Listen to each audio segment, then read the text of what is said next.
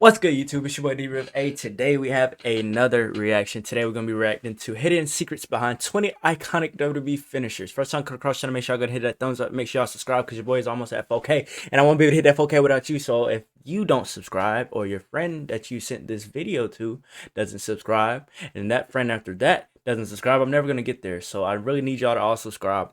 Show the support. I'm trying to hit 4K before April. So please help your boy out. I know you can do it because y'all literally did it for me for 3K, so I know y'all could do it for 4K. But look, without further ado, if you got any videos you want me to react to in particular, put it down below in the comments because I do respond. Or you can hit me up in Discord. Discord is down below in the description. But hey, let's get into this video.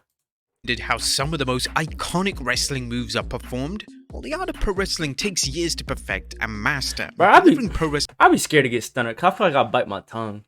Like, and then he come down, you hit your chin on his shoulder, man.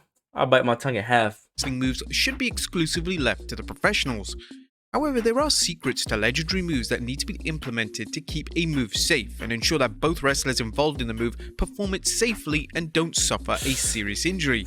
Join us now as WrestleMania looks at the secret behind 20 Facebook the super kick. The super kick. Whilst the super kick is now one of the most overused moves in pro wrestling, yes, it is. The move needs to be delivered with a degree of caution. The most famous wrestler to ever deliver the move was Shawn Michaels, whose version of the move known as Sweet Chin Music.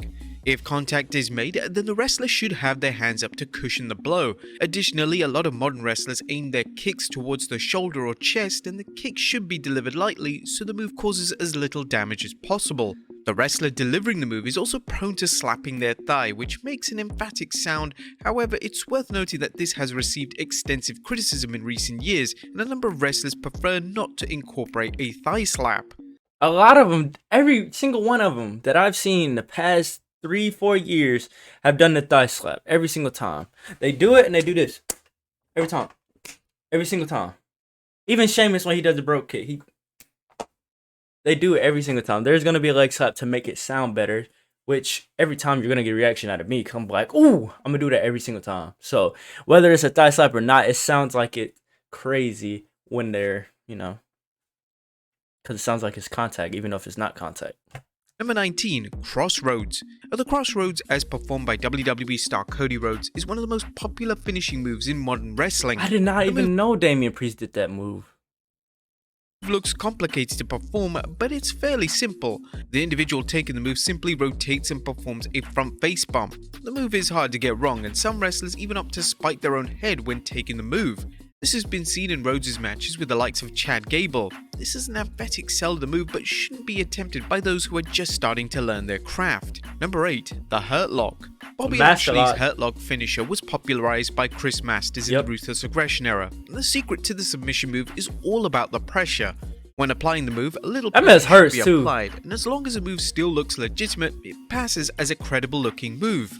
If the wrestler is expected to escape the hold, then that wrestler in question will usually only apply a tiny bit of pressure.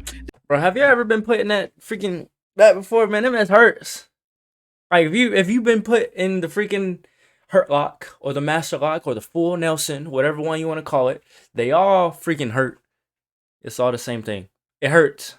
It hurts. It really hurts. Like, it's really hard to get out of. I don't know why. This will allow the wrestler to easily escape it. Submission moves of this nature need to be sold with conviction and meaning, or the secret is just going to be exposed to the entire fan base. Number 17, the Tombstone Piledriver. One of the most devastating yet iconic moves in WWE history is the Tombstone Piledriver. This was perfected by The Undertaker, as the move can be dangerous, but if it's performed by a professional such as the Dead Man, no harm will come to the opponent. Undertaker's strong, bro. The wrestler's head should never touch the mat when delivering the move, and in order to make sure the Dead Man doesn't drop his opponent, the opponent Undertaker's strong, bro. Will wrap their arms around the Dead Man, giving themselves a ton of support when he eventually falls hard onto his knees. For the move to work, it requires a ton of cooperation, but as long as both wrestlers are on the same page, everything should be absolutely fine. Number 16, the Styles Clash. Ooh, this one is dangerous. The Styles Clash has caused a number of injuries throughout oh my gosh! And the main reason for this is that certain wrestlers have taken the move completely the wrong way. When AJ Styles gets his opponent in a position to slam them into the mat, the opponent must not under any circumstances tuck their chin in. This can Gosh. I'm surprised Vince didn't ban this move. Just based off of these clips, I would have banned the moves. lead to a broken neck. The issue is that it's a wrestler's instinct to tuck their chin in during a match, so this likely explains why so many injuries have occurred. James Ellsworth notably discussed this during Eric Bischoff's podcast and stated, "It's just that instinctive, like, wrestler thing of tuck your chin, and that's the one move you don't do it on." And I felt so bad about it, like afterwards, because and they were all cool about it and everything, because it looked good on TV. It looked like he killed me, so it's not like it looked like bad or anything. But it just was that instinct of tuck your chin. Been told to do it for 14 years, and that was that's all it was. But I was okay. It was fine. I didn't get hurt, obviously, and AJ's like I said earlier, in my humble opinion, is the best in the world, and he knows how to adjust to things. And everything, was okay after. And the fact that he actually jumps when he does it, he jumps. So that's his weight plus your weight coming down straight on your neck, bro. No, don't put me in the calf crusher, bro. Don't. No phenomenal. Give me a phenomenal forearm. Don't put me in the Styles Clash though. Number 15, the STF. STF John looks Cena's so version fake. of I the hate it. STF is often criticized. Cena greatly exposes how the move is performed safely. The lower leg of the opponent should be loosely locked behind the leg of the wrestler delivering the move. Then the wrestler delivering the move should then apply a face lock style submission that applies little to no pressure. If this was applied for real, it would cause extreme anguish. So it's all about being cautious with the move and limiting how much pressure is applied. Number 14, the German suplex. German suplexes are very common in modern wrestling, but there is a trick in making sure the move is executed as safely as possible. Oh my gosh. The wrestler taking the move should aim to land on their back or upper shoulder region, but sometimes they have a horrible land right on their head or neck. According to WWE legend Mick Foley, throwing them so hard. He hates German suplexes. This comes from a man who was thrown off the top of the Hell in a Cell. Foley stated, I don't like German suplexes. I think that over time they shorten careers. They do. And they destroy the quality of life. So, and I can 100% agree with that, because we see a lot of these botch videos, because I do a lot of botch videos too. Whenever I do the botch videos, most of the time is somebody suplexing somebody on their neck. That's what most of it is. The botches, the indies OMG moments that I do are normally somebody suplexes somebody a little too hard. That's what most of it is. And I agree with him, man. I agree. People can attack me for that.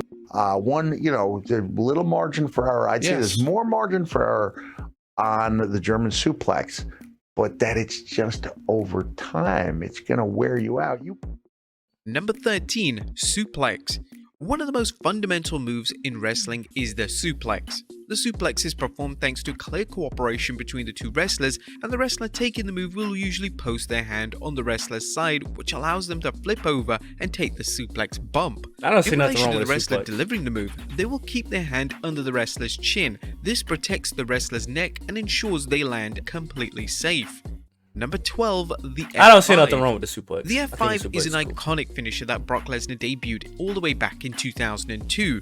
The move involves Lesnar performing a fireman's carry before spinning his opponent in the air and making them land on their front.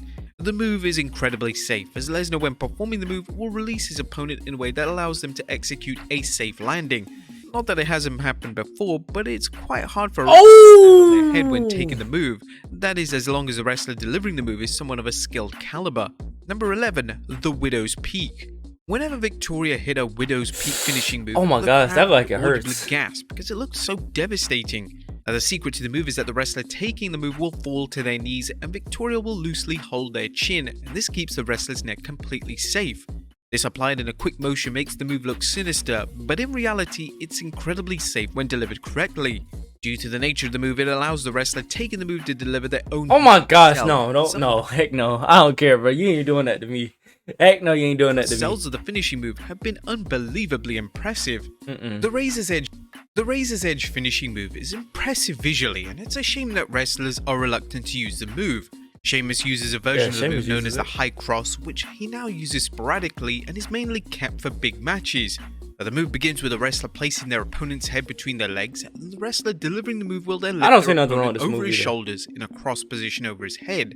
A secret behind the move is by performing a standard back bump with the wrestler putting their arms out, but some wrestlers have awkwardly landed on their head, which is certainly not the way to land. Ooh. Number 9, the frog splash. Evan Bourne was just so flimsy. So like anytime he took a bump, he was bouncing and curling up and all that stuff. That was just every time because he was so flimsy.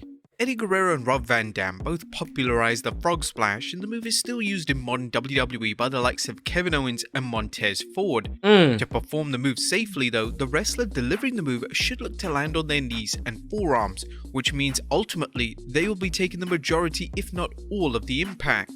The wrestlers taking the move needs to keep their arms in tight. This is to ensure that their arm doesn't take the brute force of the landing. Number 8, Walls of Jericho. I don't know if you've ever been put in the Walls of Jericho growing up, but I can tell you it is the most painful submission hold you will ever be put in. If you're, say you and your cousin or you and your brother or sister or whatever are wrestling, and one of y'all get put in the Walls of Jericho, first of all, you're not getting out of it, and you're definitely going to tap. Especially once they get them legs and they lean back just a little bit, it's over. I'm tapping every time. That mess actually hurts. I've been put in the Walls of Jericho so many times growing up. That mess actually hurts. The Walls of Jericho is perhaps one of the most well-known submission moves of all time. Chris Jericho's version of the Boston Crab has one main secret though, and it comes down to pressure. When Jericho gets a grip of his opponent's legs, he barely applies any pressure.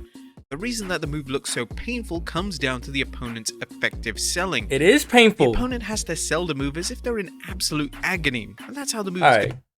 Clearly, WrestleMania has never been put in the Walls of Jericho. He's never been put in the Walls of Jericho. Look at Greg Khali. He ain't supposed to have been like that. He is not supposed to have been like that. to be seen by the audience as a credible, legitimate submission hold. Number 7, the body slam.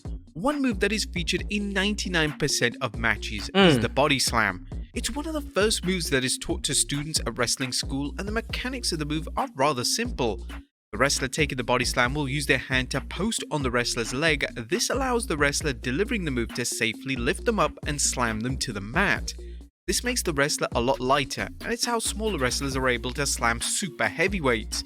It's also common for the wrestler delivering the move to realign their head to the back of their opponent's head. This ensures that the wrestler lands back first and avoids having a horrific landing on their neck or head area. Number 6, the leg drop. Now, the wrestler for making the leg drop famous is Hulk Hogan, but even he has to admit that it hurts the wrestler giving the move way more than the wrestler taking it. In the kayfabe world, it's explained that the move is performed with the wrestler landing on their opponent's neck, but obviously if this was actually happening, there would be grave consequences. Instead, the wrestler delivering the move will land on top of their opponent's chest. I mean, I'm sure your tailbone starts to hurt over time because you're jumping down on your rear end a lot, and that is a wooden canvas. You're jumping down on that constantly every day for years. I'm sure you're going to have back and tailbone problems for sure. Without full-blown contact. When the wrestler sits down for the leg drop, they will land with their leg bent, meaning that they themselves take the majority of the impact.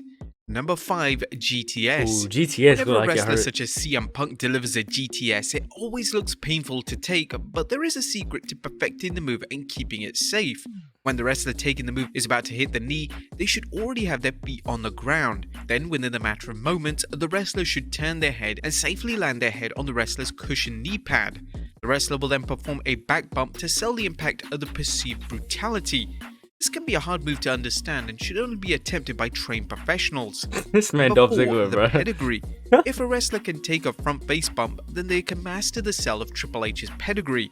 To execute the move, the wrestler delivering the pedigree must let go of the wrestler's arms, and this allows the wrestler taking the move to fall safely. In relation to the person taking the move, all they have to do is simply kick their legs out and land with a traditional front face bump.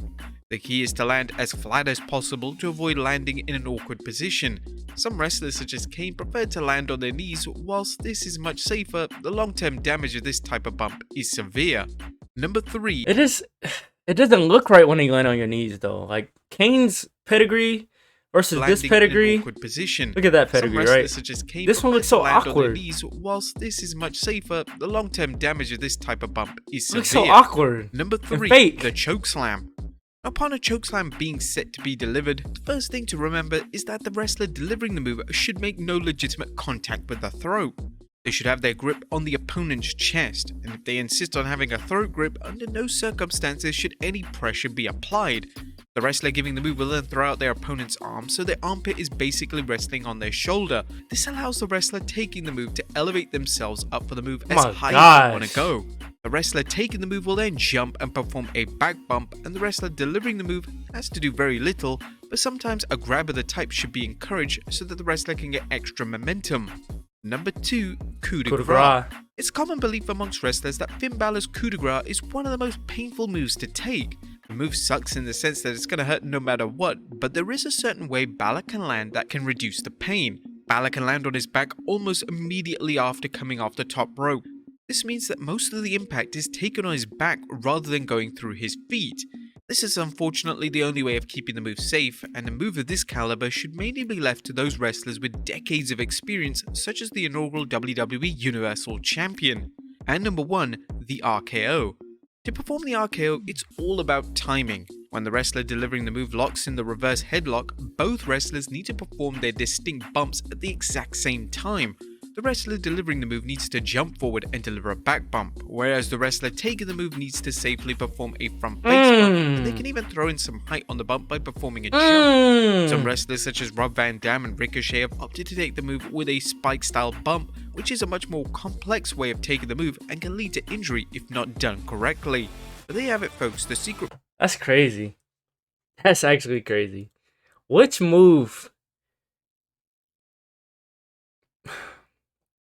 All of these moves, I'm not gonna say all of them look unsafe, but some of them are unsafe looking, and I'm sure they are safe because they're professionals. But like Mick Foley said, anything could go wrong. There's a small window for error there that can literally end somebody's career with some of these moves.